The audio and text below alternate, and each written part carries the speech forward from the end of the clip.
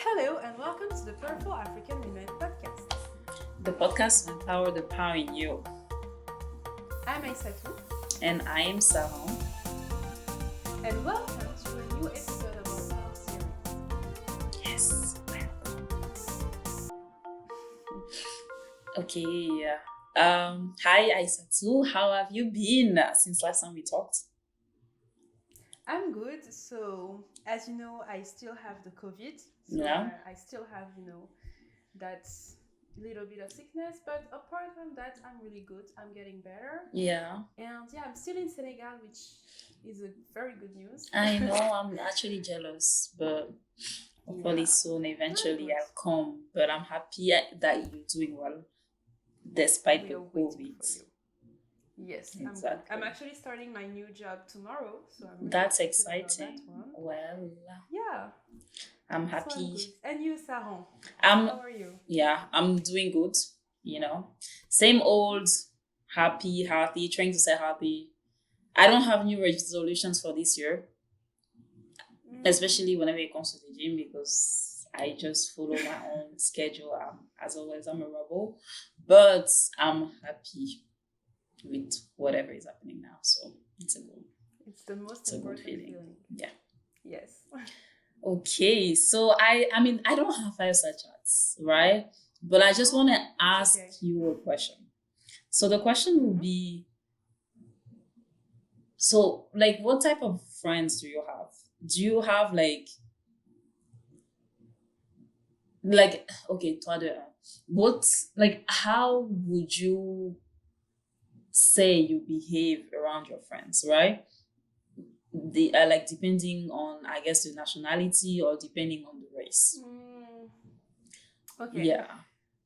So I know I'm someone who would, adapt what I say, the way I act according to the group of friends I'm with. Yeah. It's just, related to the fact that I've moved a lot when I was young. So I needed to, to adapt to each country, to each group.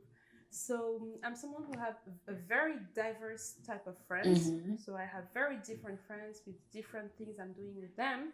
So I will act very differently based on the group I'm with. Okay.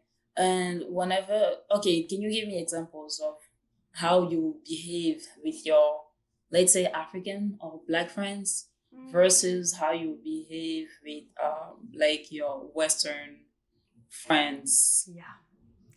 So with my African friends, I would just behave a lot like, trying to remind ourselves of what it was, back home, having more, like crazy, Yeah, you feel more free. Jokes. Yeah, I will feel more free, but also, with my white friends or I don't know, French friends. I have a very good French one. I can actually talk about some stuff, but it's just that to relate, to those kind of feeling, like some stuff is just, with your girl pal from home. Exactly. Yes. Yeah. Or with you. Right. So I feel like most of my topics come from shows that I'm watching, right? And I came upon this topic lately, and then I was like, wow, it's a good one to talk about. And it's called code switching. So what you are talking about right now, that you're behaving differently based on who you are, like, or no, who you with, depending on the race and where they're from, it's called code switching, right? Okay. So like for me personally, my mannerism, so the way I behave, it depends also from people to people. Like it changes from people to people, right? Like I feel like whenever I'm in the company of my friends, and like you mentioned, like my Ivorian friends or like my Gabonese friends, I feel much more free. But when I am with the company of, I won't say necessarily white, but even just like people from a different background than me, I have to kind of remind myself, right, that like I have to readjust my behavior for me to be feeling accepted. Yes. Right. And so I think like those kind of things, it happens a lot professionally. And I can kind of give my example, right? Because I was lucky to work in Africa for a little bit. And there, I had no pressure to be anything but myself, right? With my managers, with my coworkers, just because we come from the same area, so we understand each other's jokes, right? Like there's some stuff you would do that here they will find offensive, or they'll find like rude. Whereas there it's just like, hey, we joking. Yeah, you always have to be careful not to hurt some feelings when you are here compared to Exactly, right? And now that I moved back in the US, do I feel like I'm behaving differently? Maybe. Again, just because I had to readjust. And I'm bringing this topic just because I remember I had this discussion with one of my best friends in France, and she was telling me how, like, even to get a job or to get an apartment, you have to sound a certain way on the phone. Yes. You have to sound white because as soon as they discover that you African, or, and let's be honest, that you Black, it's a little tougher on you to achieve your goals. Even for job interviews. Exactly, for right? job interviews, you need to act, even if you need to act a certain way that is acceptable to them. Yep. To feel included. Otherwise, you'll be just treated like as an outsider. As an outsider, and unfairly, let's just put it that way, right? So again, like I said, this behavior, this switch of behavior, is called code switching. And unfortunately, it has been like a way for Black people to be able to survive and succeed in professional environments. Yes. Right? So what is code switching? It involves like a change of speech, of appearance, of behaviors that will optimize the comforts of others in exchange of fair treatment. And I think that is what we need to emphasize. It's fair treatment. Right? So for people to accept you, you have to behave a certain way, because the way you behave as an individual is not enough for them. And there is an issue with that. Right? Studies, actually, I said to you do your study, I do my study too. I'm just telling you. Yes. So studies have actually the shown perfect women. We're getting facts. Yeah, so studies have actually shown that, a lot of Black and Hispanic women feel the need to change, the way they express themselves around people and around other ethnicities, especially around white Americans. You can put white French also. And white French. So basically just right. And again, it's a means of survival. Like, it's not something that we do just because we want to behave differently and forget about ourselves, but it's a means of survival, because that's how they feel like they can only succeed. Right? So what are, again, like, we kind of go ahead. Yeah. I would just say that I think it's not even, I mean, it's sure that it is for Black women or women of diverse group, but I think it's just for everyone, If I think, even if I put myself, for instance, as a white girl, with what you call your colleagues, at work, you might call them your friends, from work, but you won't act the same way with them than with the people you grow with, the people you've known since you were a child. No, true, right? Again, like, code switching can be different, but I'm talking more on, again, professional occasions, on what we observe, like what Black women have to go through more. And not even Black women, I've said Black people in general, and Hispanic, and just minorities, right? Again, like, switching, we do that on a daily basis. The way you behave with your parents is not the way you behave with your friends, right? There is also that little code switching, right? Yeah. But we're talking more on a professional setting, what you have to go through to be accepted at the same level as another individual who is not the same race as you. Okay, understood. And who is, considered, who is white, basically, right? Let's just put it that way. So, the reasons that people usually do that. So Black people or minority people do that. I'm going to break it down in like 3 reasons. So the first one is just leadership aspiration. Oh my gosh, I'm so bad today. It's leadership aspiration. I hope that's how you say it, because now it makes me feel so weird. Anyways, I don't know how to say that. English is your language. French is mine. That's why I feel so bad. But English, I mean, what you're trying to do is you are looking to advance your career. Let me put it that way, right? And studies again are shown that Black employees with higher career aspirations for leadership and promotion opportunities feel like they have to avoid conforming to the Black stereotypes, and to a higher degree, right, than anybody with lower career aspirations. So that means they have to modify their behavior slightly to be able to fit in what is considered to be a leader, or what is considered to be somebody who is worthy of a promotion. And I'm taking that example, especially like right now, because it's so relevant in terms of, I don't know if you remember the Black Lives movements that happened like a year and 2 years ago.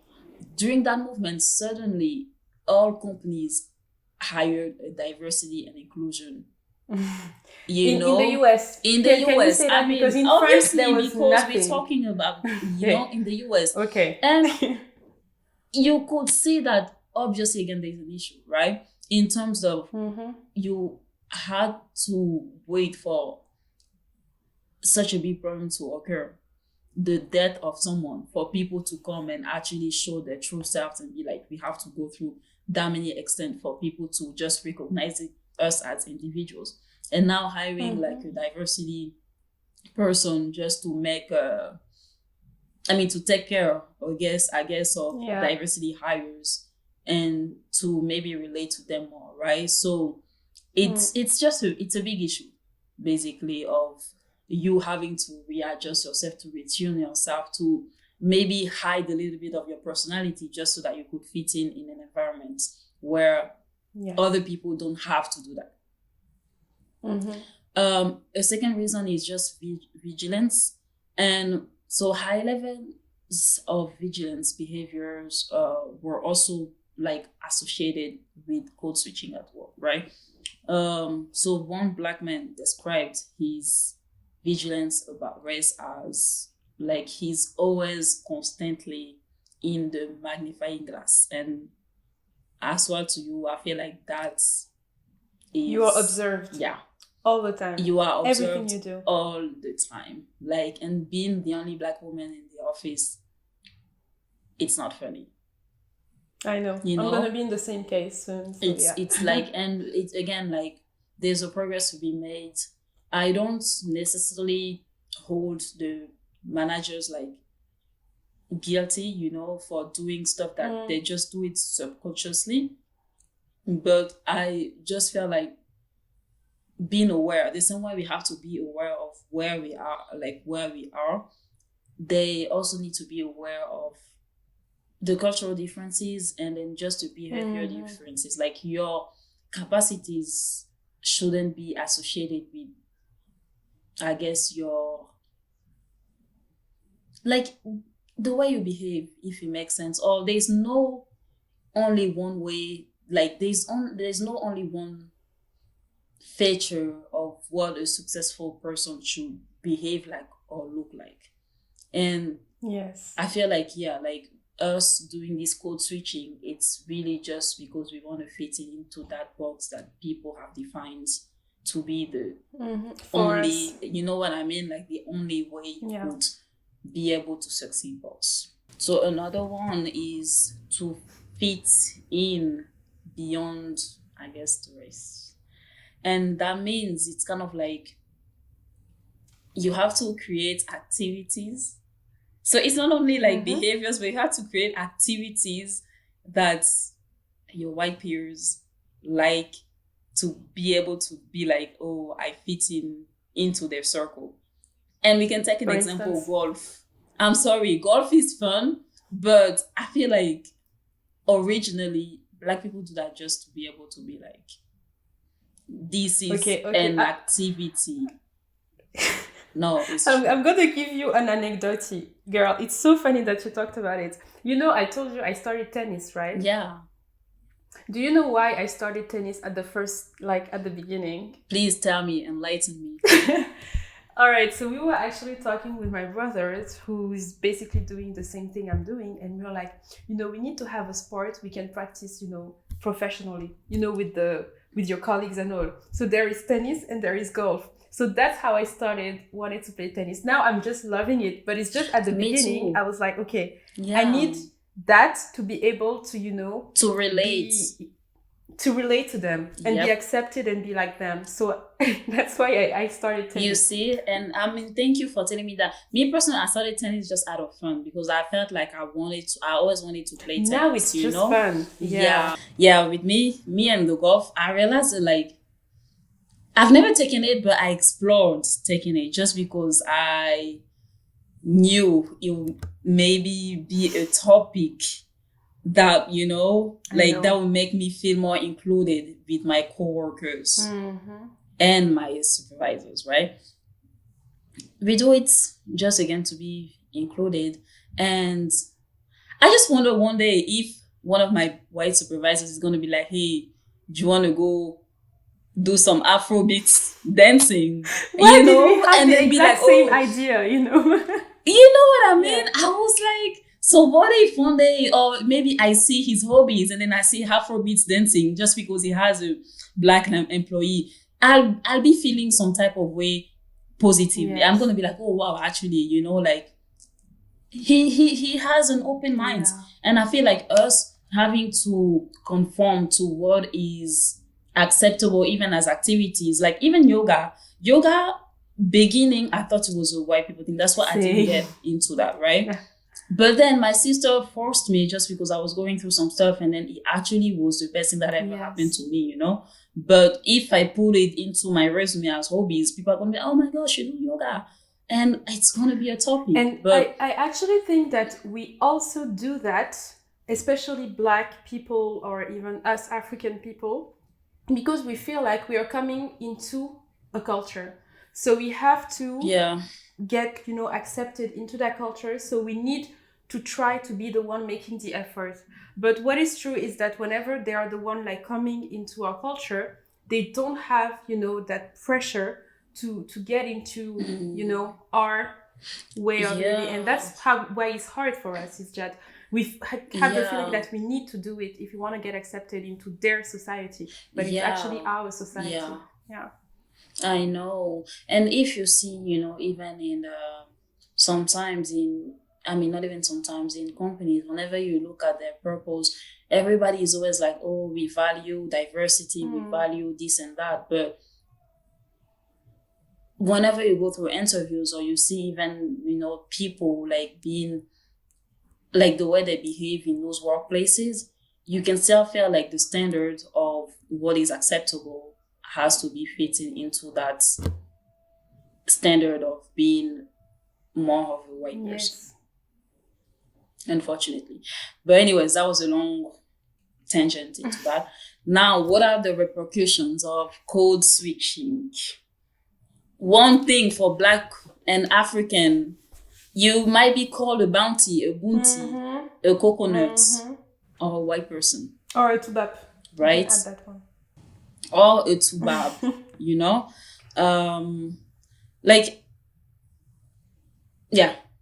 that's pretty much it. I don't even know what else to add on that. You might be called a tubab, and just again understand that that's just one repercussion. It's not always bad, again, just because that's what sometimes you have to do to be able to reach certain ideals. Just know that it might come at a price, right?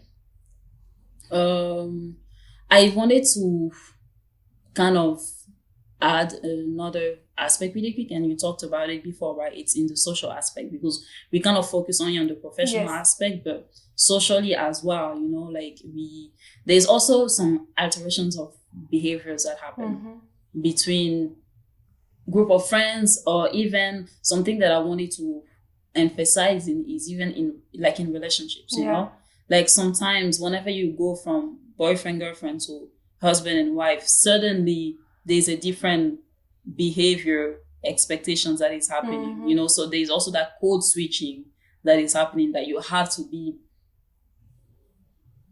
mindful of, and you have to be like you have to be careful, basically. Me, I don't know if I'd ever be able to call my husband. I'm just gonna call him my boo all the time, just so that we don't code switch.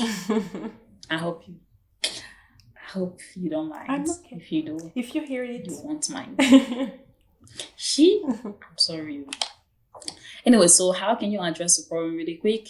Like, it's not always necessarily a bad thing, right? Code switching is not a bad thing, but like, it can have serious consequences when it affects your behavior, the person that you are, like, in general, right?